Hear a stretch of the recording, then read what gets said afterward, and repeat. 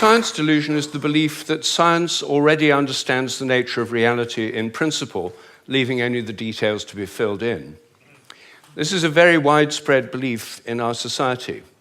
It's the kind of belief system of people who say, I don't believe in God, I believe in science. It's a belief system which has now been spread to the entire world. But there's a conflict in the heart of science between science as a method of inquiry based on reason, evidence, hypothesis, and collective investigation, and science as a belief system or a worldview. And unfortunately, the worldview aspect of science has come to inhibit and constrict the free inquiry, which is the very lifeblood of the scientific endeavor. Since the late 19th century, science has been conducted under the aspect of a belief system or worldview, which is essentially that of materialism, philosophical materialism. And these sciences are now wholly owned subsidiaries of the materialist worldview. I think that as we break out of it, the sciences will be regenerated. What I do in my book, The Science Delusion, which is called Science Set Free in the United States, is take the 10 dogmas or assumptions of science and turn them into questions, seeing how well they stand up if you look at them scientifically. None of them stand up very well. What I'm going to do is first run through what these 10 dogmas are, and then I'll only have time to discuss one or two of them in a bit more detail. But essentially, the 10 dogmas, which are the default worldview of most educated people all over the world, are first that nature is mechanical or machine-like. The universe is like a machine, animals and plants are like machines, we're like machines. In fact, we are machines. We're lumbering robots, in Richard Dawkins' vivid phrase, with brains that are genetically programmed computers. Second, matter is unconscious. The whole universe is made up of unconscious matter. There's no consciousness in stars, in galaxies, in planets, in animals, in plants, and there ought not to be any in us either, if this theory is true. So a lot of the philosophy of mind over the last 100 years is trying to prove that we're not really conscious at all. So the matter's unconscious, then the laws of nature are fixed. This is dogma 3. The laws of nature are the same now as they were at the time of the Big Bang, and they'll be the same forever. Not just the laws, but the constants of nature are fixed, which is why they're called constants. Dogma 4, the total amount of matter and energy is always the same. It never changes in total quantity, except at the moment of the Big Bang, when it all sprang into existence from nowhere in a single instant. The 5th dogma is that nature is purposeless. There are no purposes in all nature, and the evolutionary process has no purpose or direction. Dogma 6, biological heredity is material. Everything you inherit is in your genes, or in epigenetic modifications of the genes, or in cytoplasmic inheritance. It's material. Dogma 7, memories are stored inside your brain as material traces. Somehow everything you remember is in your brain in modified nerve endings, phosphorylated proteins. No one knows how it works, but nevertheless, almost everyone in the scientific world believes it must be in the brain. Dogma 8, your mind is inside your head. All your consciousness is the activity of your brain and nothing more. Dogma 9, which follows from dogma 8, psychic phenomena like telepathy are impossible. Your thoughts and intentions cannot have any effect at a distance because your mind's inside your head.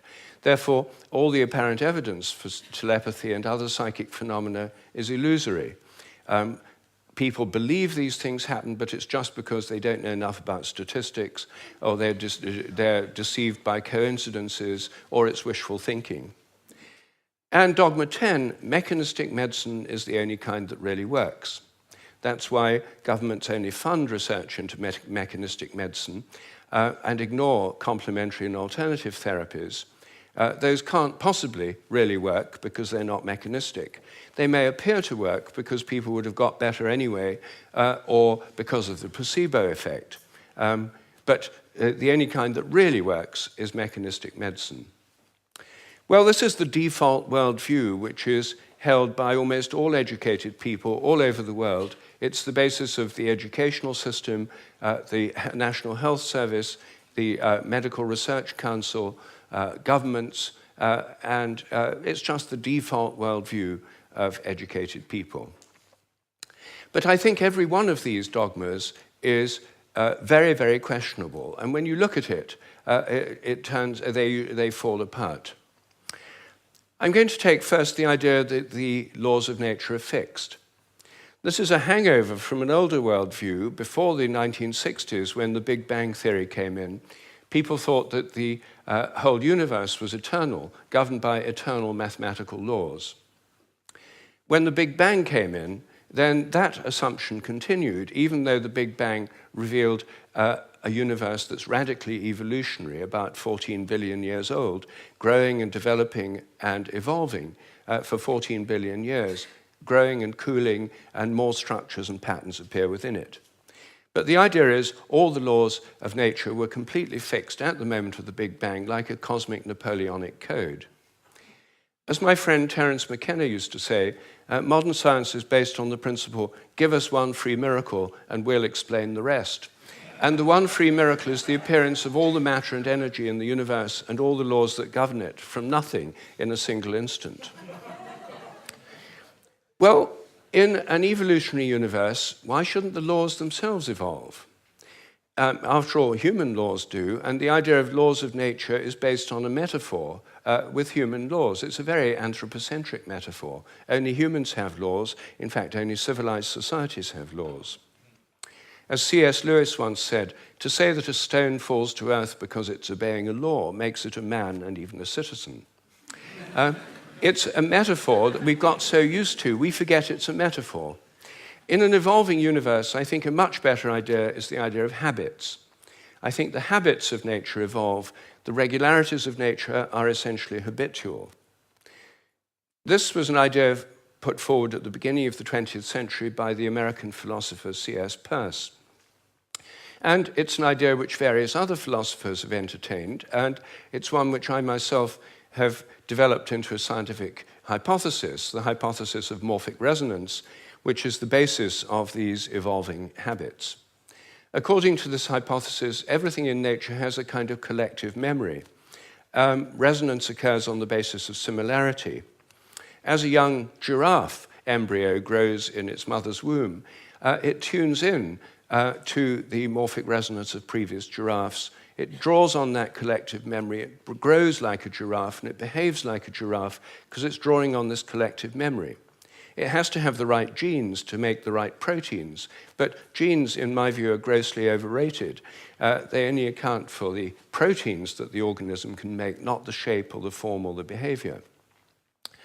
Every species has a kind of collective memory. Even crystals do. This theory predicts that if you make a new kind of crystal for the first time, the very first time you make it, it won't have an existing habit. But once it crystallizes, then the next time you make it, there'll be an influence from the first crystals to the second ones all over the world by morphic resonance. It'll crystallize a bit easier. The third time, there'll be an influence from the first and second crystals. There is, in fact, good evidence that new compounds get easier to crystallize all around the world, just as this theory would predict. It also predicts that if you train animals to learn a new trick, for example, rats learn a new trick in London, then all around the world, rats of the same breed should learn the same trick quicker just because the rats have learned it here. And surprisingly, there's already evidence that this actually happens. Anyway, that's my own hypothesis in a nutshell of morphic resonance. Everything depends on evolving habits, not on fixed laws. But I want to spend a few moments on the constants of nature too, because these are, again, assumed to be constant. Things like the gravitational constant, the speed of light, are called the fundamental constants. Are they really constant? Well, when I got interested in this question, I tried to find out. they're given in physics handbooks. Handbooks of physics list the existing fundamental constants, tell you their value. But I wanted to see if they'd changed, so I got the old volumes of physical handbooks. I went to the Patent Office Library here in London, and they're the only place I could find that kept the old volumes. Normally people throw them away when the new values come out. They throw away the old ones. When I did this, I found that the speed of light dropped between 1928 and 1945 by about 20 kilometers per second. It's a huge drop because they're given with errors of only fractions of decimal points of error. And yet, all over the world, it dropped, and they were all getting values very similar to each other with tiny errors. And then in 1945, it went up, 48, it went up again. And then people started getting very similar values again. I was very intrigued by this, and I couldn't make sense of it. So I went to see the head of metrology at the National Physical Laboratory in Teddington. Metrology is the science in which people measure constants. And I asked him about this. I said, what do you make of this drop in the speed of light between 1928 and 1945? And he said, oh dear, he said, you've uncovered the most embarrassing episode in the history of our science. So I said, well, could the speed of light have actually dropped? And that would have amazing implications if so. He said, no, of course it couldn't have actually dropped. It's a constant. So, well then how do you explain the fact everyone was finding it going much slower during that period? Is it because they were fudging their results to get what they thought other people should be getting, and the whole thing was just produced in the minds of physicists? We don't like to use the word fudge. I said, well, what do you prefer? He said, well, we prefer to call it intellectual phase locking.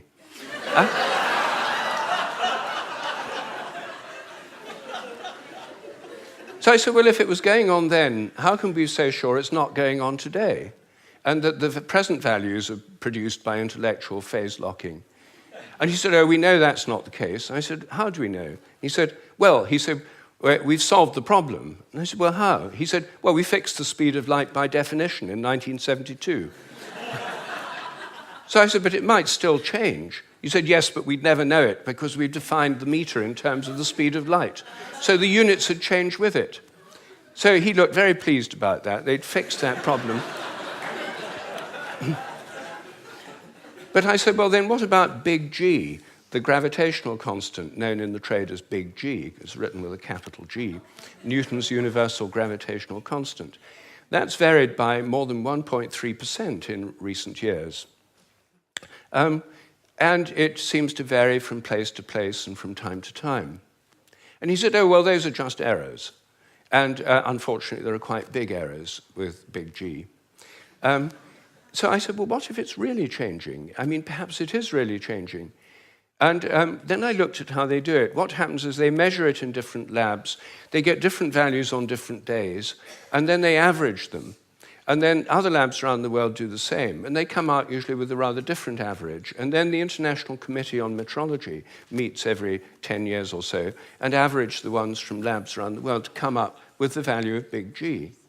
But what if G were actually fluctuating? What if it changed? There's already evidence, actually, that it changes throughout the day and throughout the year. What if the Earth, as it moves through the galactic environment, went through patches of dark matter or other environmental factors that could alter it? Maybe they all change together. What if these errors are going up together and down together? For more than 10 years, I've been trying to persuade metrologists to look at the raw data. In fact, I'm now trying to persuade them to put it online on the internet with the dates and the actual measurements and see if they're correlated, to see if they're all up at one time, all down at another. If so, they might be fluctuating together, and that would tell us something very, very interesting. But no one has done this. They haven't done it because G is a constant. There's no point looking for changes. You see, here's a very simple example of where a dogmatic assumption actually inhibits inquiry. I myself think that the constants may vary quite considerably, within narrow limits, but they may all be varying. And I think the day will come when scientific journals like Nature have a weekly report on the constants, like stock market reports in newspapers. You know, this week, big G was slightly up, the charge on the electron was down, the speed of light held steady, and so on. That's one area, just one area where I think thinking less dogmatically could open things up. One of the biggest areas is the nature of the mind. This is the most unsolved problem, as Graham just said, that science simply can't deal with the fact we're conscious. And it can't deal with the fact that our thoughts don't seem to be inside our brains. Our experiences don't all seem to be inside our brain. Your image of me now doesn't seem to be inside your brain, yet the official view is there's a little Rupert somewhere inside your head, and everything else in this room is inside your head. Your experience is inside your brain. I'm suggesting actually that vision involves an outward projection of images. What you're seeing is in your mind, but not inside your head. Our minds are extended beyond our brains in the simplest act of perception. I think that we project out the images we're seeing, and these images touch what we're looking at. If I look at you from behind, you don't know I'm there. Could I affect you? Could you feel my gaze? There's a great deal of evidence that people can. The sense of being stared at is an extremely common experience, and recent experimental research suggests it's real. Animals seem to have it too. I think it probably evolved in the context of predator-prey relationships. Prey animals that could feel the gaze of a predator would survive better than those that couldn't. This would lead to a whole new way of thinking about ecological relationships between predators and prey, also about the extent of our minds. If we look at distant stars, I think our minds reach out in a sense to touch those stars and literally extend out over astronomical distances. They're not just inside our heads. Now, it may seem astonishing that this is a topic of debate in the 21st century. We know so little about our own minds that where our images are is a hot topic of debate within consciousness studies right now. I don't have time to deal with any more of these dogmas, but every single one of them is questionable. If one questions it, new forms of research, new possibilities open up. And I think as we question these dogmas that have held back science so long, science will undergo a reflowering, a renaissance. I'm a total believer in the importance of science. I've spent my whole life as a research scientist, my whole career. But I think by moving beyond these dogmas, it can be regenerated. Once again, it can become interesting and, I hope, life-affirming. Thank you.